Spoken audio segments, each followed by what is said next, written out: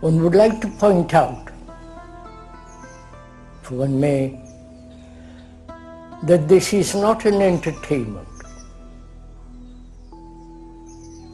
Most people are used to be entertained, sustained by somebody else's words, actions, and so on. This is not a lecture, as is commonly understood. Nor are we trying to direct or tell you what to do. This is not a propaganda. But we are thinking together, which is a rather difficult problem, because each one wants to think in his own particular way, in his own point of view, and so on. But here, during these last 4 talks, we were saying how important it is that we should think together. The capacity to think not about something, but that comes a little later, but to think, which is to observe what is actually going on outside in the world, and also to be aware of all the difficulties, psychological travail that one has, and to discover for oneself the relationship between the so-called individual and his activity psychologically and the world. We were saying also this outward society which has become so dangerous, so insecure, is the result of our own daily activities. Perhaps the past generations have added to it, but we are responsible actually for all that is taking place in the world. And also we pointed out that our consciousness, that is, the consciousness of each so-called individual, what he thinks, what he believes, his feelings, his despairs, his loneliness, his fears, his pleasures, his enjoyments, his peculiar form of worship, and so on. Those are the content of our consciousness. And that this consciousness is common, if one may use that word common, to all mankind. Wherever you go, in this marvelous earth which you are slowly destroying, wherever one goes, even if you go as a tourist, there is this problem for all human beings. They suffer, they go through great agonies.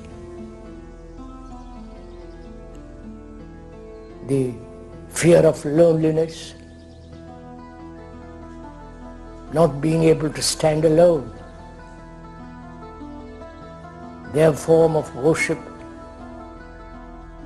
their beliefs, their gods, and so on, just like in the West. So, as we pointed out, when you go into this question very deeply, this consciousness, which each one of us thinks that it is ours, our special property, is the common property of mankind. So, consciously, deeply, we are not individuals. Though all religions, all society, all families and so on have maintained that we are separate individuals with our own peculiar tendencies, capacities, outward forms, name and so on. We are the rest of mankind. Therefore we are mankind. We are the world and the world is us. This is not a peculiar exotic theory, something as an ideal, but an actual psychological fact. Whether you like it or not, this is a fact. Because you suffer, and the Asiatics also suffer. You have your many problems, and so have they. You are a nationalist, and so are they. You want security, permanency, endurance, continuity, so do they. So the illusion that we are, in our consciousness, separate individuals, is not a fact. And when one realizes that, not as an idea, not an idealistic concept, something that we have to strive after, but rather that this is the ground on which all human beings throughout the world stand. And also we were pointing out that in our relationship with each other, intimate or otherwise, man and woman, there is a great deal of strife, great deal of misunderstanding, contradiction, each one psychologically going his own way, pursuing his own ambition or her fulfillment and so on, like two parallel lines never meeting, perhaps sexually. And also we are pointing out the nature of fear, the various forms of fear, and whether human beings who have carried this terrible burden of fear for millennia upon millennia can ever be free of it completely. We went into it very deeply, step by step, and it is possible, not a theory, not a goal, but it is possible actually to be totally, completely free of psychological fears. And also we talked about the pursuit of pleasure. More and more in this world, outwardly, various forms of entertainment, both religious as well as the various facts of entertainment, football and so on. And we are also pointing out how mechanical we are becoming, repeating the same thing over and over and over again, which is what the computer is doing. May do it more rapidly, more efficiently, more widely.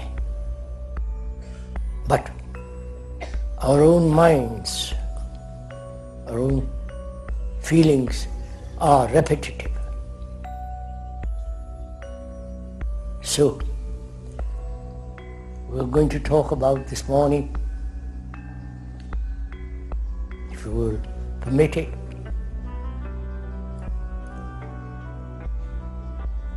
why is it that we human beings who have lived on this earth for over 1,000,000 years or more, why we have become what we are?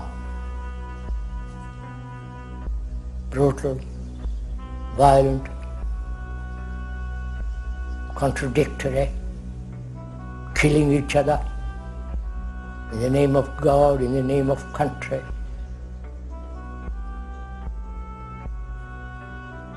In the name of peace. There used to be a slogan after the First World War which said, "This war, like the next war, is to end all wars."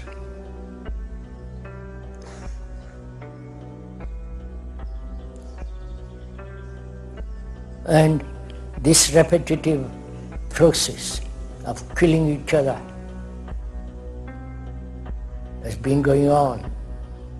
Though we are highly educated, technologically we're extraordinarily efficient,